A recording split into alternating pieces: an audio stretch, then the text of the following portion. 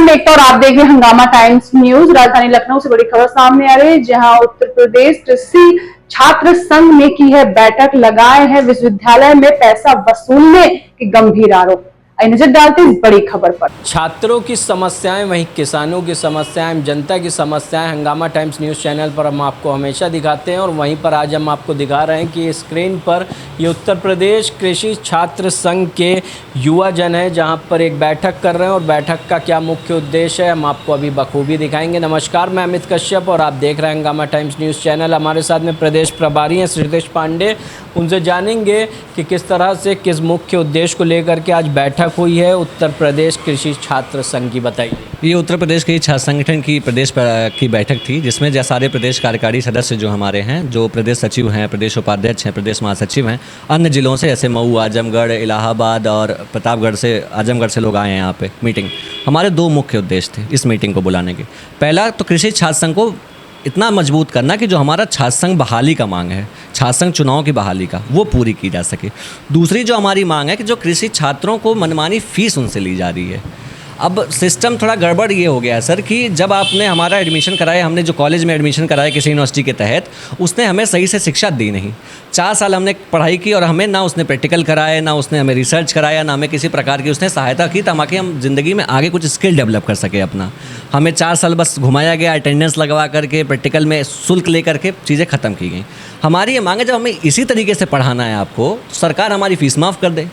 हम अपना वक्त भी बर्बाद करें, अपने माँ बाप की गाड़ी कमाई का पैसा भी बर्बाद करें, तो घर के भी नहीं रहेंगे, खुद के भी नहीं रहेंगे। कम से कम उस समय का उपयोग, उस पैसे का उपयोग हम अपने स्किल डेवलपमेंट में करेंगे। अच्छा, 4 साल आप लोगों को विश्वविद्यालय द्वारा किसी भी तरह से कोई भी पढ़ाई कराई नहीं? बिल्कुल नहीं कराई जाती है। सिस्टम इसका प्रोफेसर नहीं है, क्या मुख्य वजह? इसके बहुत सारे मुख्य वजह हैं। पहली तो सिर्फ शिक्षा माफिया है। जो सिस्टम है एग्रीकल्चर कॉलेज खोलने का, जितना ज़मीन चाहिए, जितना लैंड चाहिए, जितना इक्विपमेंट चाहिए, वो कॉलेजेस के पास है ही नहीं। पता नहीं उन्हें कैसे इसकी मान्यता मिल जाती है कोई एमएससी एग्रीकल्चर और बीएससी एग्रीकल्चर की पढ़ाई करा सकें। दूसरी, उनके पास प्रोफेसर्स नहीं है क्योंकि वो तनख्वाह नहीं देते हैं अपने प्रोफेसर्स को। 5,000 8,000 प्रोफेसर्स की तनख्वाह है कॉलेजेस के अंदर। ऐसे कुकुर मुत्ते की तरह कॉलेजेस खुले हुए हैं। तीसरी चीज़, जब वो खुद इतने पढ़े लिखे नहीं हैं, 5,000 की सैलरी पाने वाला जो आपका प्रोफेसर है, वो आपको क्या पढ़ाएगा? क्योंकि वो जो अच्छा था वो तो बाहर निकल गया, वो बड़े विश्वविद्यालयों में चला गया। और जो कुकुर मुत्ते की तरह कॉलेजेस खुल गए सरकार की मदद से, उनमें पढ़ने वाले छात्रों का क्या होगा? वो तो बिल्कुल कोई प्रैक्टिकल नहीं होता है, कोई रिसर्च नहीं है। लड़कों को ये तक नहीं पता है कि एनपीके क्या होता है। कृषि का छात्र 4 साल पढ़ाई करके एनपीके क्या है नहीं जानता है, नाइट्रोजन क्या होता नहीं। वो तो केमिस्ट्री की भी चीज़ें हैं बच्चों को। अब ये पूरी शिक्षा व्यवस्था का फेलियर है। हमारी ये मांग है कि भैया 2 चीज़ें तो पहले आप करिए। हमारी लीडरशिप दीजिए हमें कॉलेजेस में, कि भैया हमें जब तक आप छात्र संघ बहाल नहीं करेंगे, हमारे लड़के लीडरशिप रोल में जाएंगे, हम मैनेजमेंट से लड़ाई नहीं लड़ पाएंगे। अभी क्या होता है, मैनेजमेंट के खिलाफ खड़े होते हैं, हमें निष्कासित कर दिया जाता है, डराया जाता है प्रैक्टिकल में फेल कर देंगे, साल बर्बाद कर देंगे। तो ऐसे कब तक चलेगा? तो इस बात की शिकायत आपने कहीं, यानी कि कुलपति या उनके जिम्मेदारों से की? मैं आपको कई विश्वविद्यालयों के नाम बता दूंगा जहाँ पे मैंने स्वयं वीडियो के उसके हिसाब से भी शिकायत की, उनको लेटर लिखा, उनको बाकायदे वहाँ जाके उनसे बातचीत की। पहली बात तो वीसी मिलने को तैयार नहीं है। अब वो कौन सा विशेषाधिकार लेकर के विश्वविद्यालयों में बैठे हुए हैं कि वो मिलने को तैयार नहीं हो रहे हैं। छात्र गए अपनी समस्या लेकर के, वो मिलना नहीं चाहते हैं। नहीं है वीसी साहब बिजी हैं। अगर वीसी हमारी समस्या नहीं सुनेगा तो वीसी कर क्या रहा है विश्वविद्यालय में? जो पैसा आ रहा है उसके वो क्या इंफ्रास्ट्रक्चर बना रहा है? हमें तो कोई इंफ्रास्ट्रक्चर नहीं दिख रहा। तो वो दिन भर साइन किस पेज पे कर रहा है? हमें तो ये मसला है। अरे यार, हमसे मिलो, हमारी समस्या जानेंगे, तभी तो आप हमारे लिए कुछ कदम उठा पाएंगे। आप विश्वविद्यालय के वीसी बन गए, आप आराम से बैठे हो। अच्छा, अब इसमें कुछ है, कुछ वीसी ऐसे भी इनके पास स्पेशल विशेषाधिकार है, वो तो मिलेंगे नहीं। अगर कोई 4 लड़के 5 लड़के धरना कर दिए, आपके खिलाफ एक बात कर दिए, उनको सस्पेंड कर देंगे कि भैया ये ऐसा कुछ कर रहे हैं, इससे हमारा विश्वविद्यालय बर्बाद हो जाएगा। अरे भैया, विश्वविद्यालय पहले से बर्बाद है। पढ़ा आप रहे नहीं हो, रिसर्च आप करा नहीं रहे हो, तो विश्वविद्यालय की जो बिल्डिंग आपने बना रखी है, जिसमें पुतैया उतैया करा करके भी आप लोग काम चला रहे हैं, वो भी आने वाले 5-6 साल में, 7 साल में, 10 साल में जर्जर हो जाएगी। फिर शिक्षा भारत से ख़त्म हो जाएगी। हमारी लड़ाई ये है कि अगर कृषि पे आधारित ये देश है और कृषि छात्र ही परेशान है, तो फिर ऐसी पढ़ाई का क्या मतलब? हम सब ना डिग्री वापस कर देते हैं, सरकार हमसे हमारी डिग्रियां वापस ले ले, हमें हमारे 4 साल वापस कर दे। कहीं ना कहीं केंद्र और राज्य सरकारें जो शिक्षा अभियान चला रही हैं, तो क्या कागजों में ही चल रहे हैं कि ज़मीनी स्तर पर आप लोग देख रहे हैं? भैया ये इस पर तो मैं टिप्पणी नहीं करूँगा, सभी को सच्चाई पता है कि अच्छा आपने सर्व शिक्षा अभियान के तहत मान लीजिए प्राइमरी स्कूल खोल दिया, जब तक प्राइमरी स्कूल में शिक्षा दी नहीं जाएगी, आपने अच्छे शिक्षक भी बैठा दिए वहाँ पे, अब वो जब तक वो शिक्षा देंगे, क्योंकि आपके पास कोई इंफ्रास्ट्रक्चर ही नहीं है, कोई प्रोटोकॉल ही नहीं जिससे आप बच्चों को पढ़ा सकें, उनको इंगेज कर सकें, कुछ नया बता सकें, तो आप करोगे क्या उनके साथ? अंग्रेजी में कहते हैं it is total time pass. हमने खोल दिया विश्वविद्यालय, अब हम बाकायदे आपसे फ़ीस लेंगे, हमने स्कूल खोल दिया, आपसे फ़ीस लेंगे और फ़ीस लेकर के हम अपनी बड़ी बड़ी गाड़ियों में घूमेंगे। भाई जाना नेताजी से मिलने, कहीं पार्टी में जाना, तो भाई फॉर्च्यूनर नीचे कैसे चलेंगे? लड़का ई रिक्शे पे बैठ करके आ रहा है, 5 रुपया नहीं, ई रिक्शा वाला गाली भी दे रहा है, और वो बेचारा फीस जमा करके 5 साल बर्बाद करके खड़ा, ये 4 साल। तो आप देख रहे हैं ये सब उत्तर प्रदेश कृषि छात्र संघ के वो छात्र हैं, कहीं ना कहीं शिक्षा की नीतियों पर सवाल भी खड़ा कर रहे हैं। और वहीं पर जाएँ, कहाँ से आए हैं? मैं प्रयागराज से आया हूँ। किस तरह की समस्याएं आती हैं शिक्षा लेने में? सबसे बड़ी समस्या तो विश्वविद्यालय में है, जो कि पहली चीज़ तो है कि जैसे अभी बताएं कि जो फीस के लिए है, फीस की पहली समस्या है। दूसरी समस्या है छात्र कॉलेज में आते नहीं हैं रेगुलर।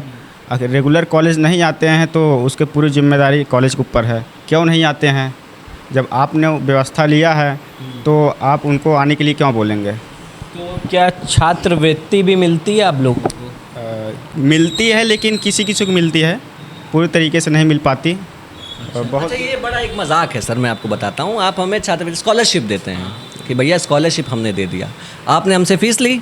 फ़ीस हमने कैसे दी कि हमारे पिताजी ने कुछ धान गेहूँ बोया था, हमने कहा पिताजी फ़ीस जमा करनी है। पिताजी ने कहा चलो बेटा तो गेहूँ बेच करके दे देते हैं। हमने गेहूँ बेच दिया, हमको 20,000 रुपया मिल गया, 40,000 रुपया मिल गया, हम लाए कॉलेज में दे दिए। अब 6 महीने बाद सरकार पूरा एकदम ध्यान देते हुए आपको 8,000 रुपये, 10,000 रुपये, 12,000 रुपये आपके खाते में दे देगी। अब आप ये बताइए, उस फीस को वो अगली फ़ीस जमा करेगा कि वो उस पैसे को वो पिछली जहाँ से पैसा लाया, भाई अगर आए तो सीमित है ना। उन्होंने अगर मान लीजिए 10 क्विंटल चावल पैदा किया था, 8 क्विंटल बेच के आपकी फ़ीस जमा कर दी, तो वो 8 क्विंटल का जो पैसा वो कमाते, उससे अपना घर ही चलाते। वो कहाँ से मैनेज करेंगे? जो पूरा डेफिसिट है, डेफिसिट को आप समझिए। कहानियों में ये सब ये वक्त से काम ना होने से अव्यवस्थाएं हो जाती। वहीं पर हम आए हुए थे उत्तर प्रदेश की राजधानी के ये बुद्धेश्वर में, जहाँ स्क्रीन पर आप देख रहे हैं कि उत्तर प्रदेश कृषि छात्र संघ, Uttar Pradesh agriculture students organisation के द्वारा ये संचालित है। और वहीं पर हम आपको दिखा रहे हैं कि किस तरह से छात्र परेशान हैं अपनी समस्याओं को लेकर। शिक्षा माफियाओं पर भी सवाल खड़ा कर रहे हैं, वहीं पर विश्वविद्यालयों पर भी, कि किस तरह से उनकी अव्यवस्थाओं का शिकार हो रहे हैं ये छात्र, और वहीं इनका भविष्य जो है खतरे में है। उत्तर प्रदेश के मुख्यमंत्री, देश के प्रधानमंत्री शिक्षा नीतियों को लेकर हर विशेष अभियान चलाते हैं, लेकिन ये शिक्षा माफिया हैं कि ख़त्म होने का नाम नहीं ले रहे हैं। वहीं ये युवा जो हैं बेरोज़गार और कहीं ना कहीं ख़त्म होते जा रहे हैं शिक्षा के तहत। आप देखते रहिए हंगामा टाइम्स न्यूज़ चैनल। सहयोगी प्रदीप के साथ मैं अमित कश्यप, लखनऊ से। नमस्कार साथियों, मैं मयूर वर्मा।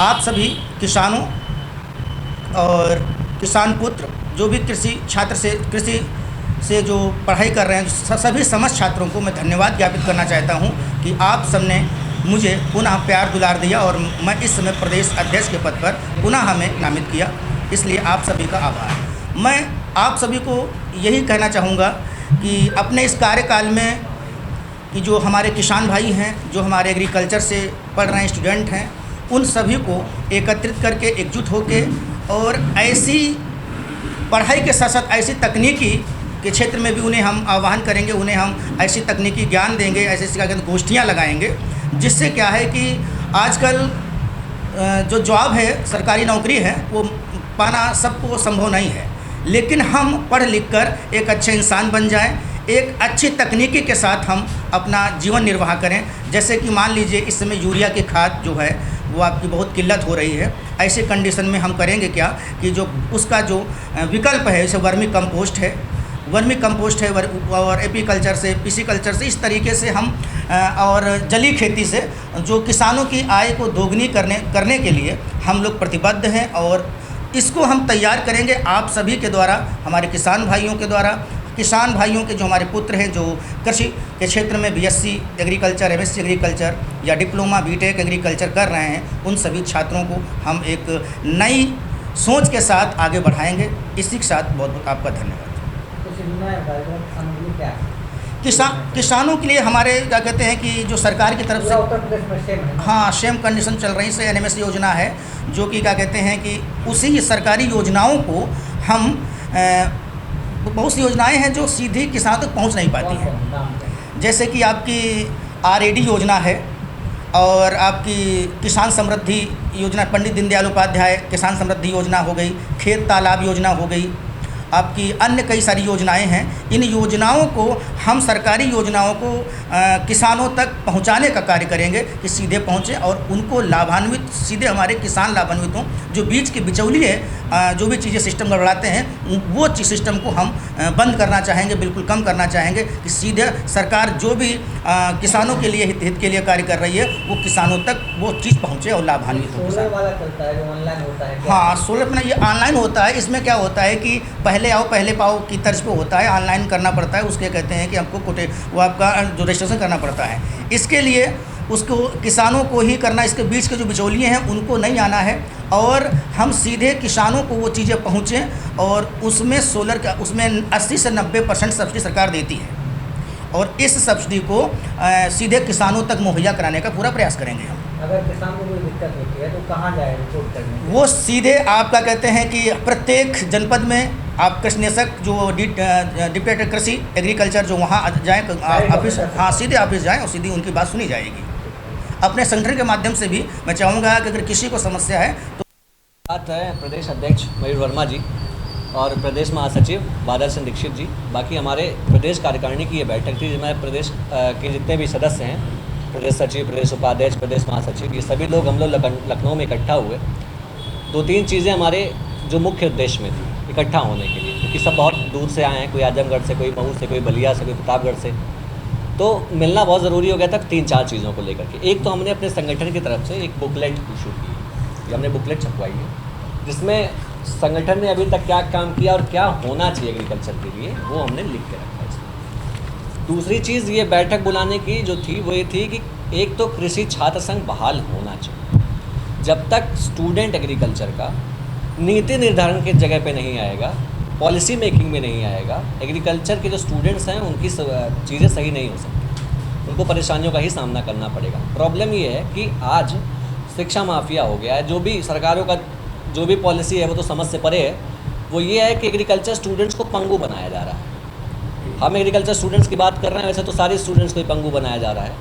शहीद आजम भगत सिंह के देश में स्टूडेंट्स अब ऐसा हो गया है कि उनको अगर दिक्कत भी हो रही है तो चुपचाप अपने घर में बैठ जा रहे हैं, क्योंकि उनको कॉलेज से निष्कासित कर दिया जा रहा है। लड़का कह रहा है प्रैक्टिकल कराइए, कॉलेज से निष्कासित कर दिया। लड़के ने कहा कि आप हमें रिसर्च कराइए, आपने निष्कासित कर दिया।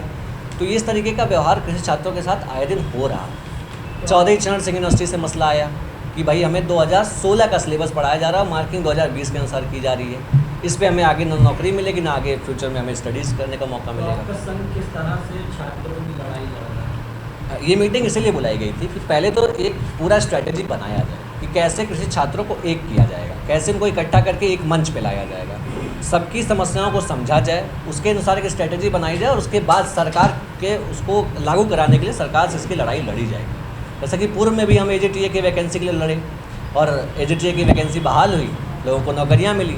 उससे भाई 50 लोग को नौकरियाँ मिली, उससे कम 50 परिवार चले। 50 परिवार आगे देश की भाई उन्नति में ही आगे सहयोग कर रहे हैं। तो नेताओं को भी ये सोचना चाहिए, सरकारों को भी ये सोचना चाहिए कि कृषि छात्र या कोई भी छात्र आपका दुश्मन नहीं। कृषि छात्र संघ क्यों बहाल नहीं कर रहे हैं भाई? कृषि छात्र संघ बहाल कर देंगे तो इन्हें डर है कि लड़का सवाल पूछने वाला आ जाएगा। अभी इनके पास विशेषाधिकार है। अब ये विशेषाधिकार कहाँ से प्राप्त हो रहा है मुझे नहीं पता। विशेषाधिकार ये है कि लड़का सवाल पूछे, रस्टिकेट कर दो।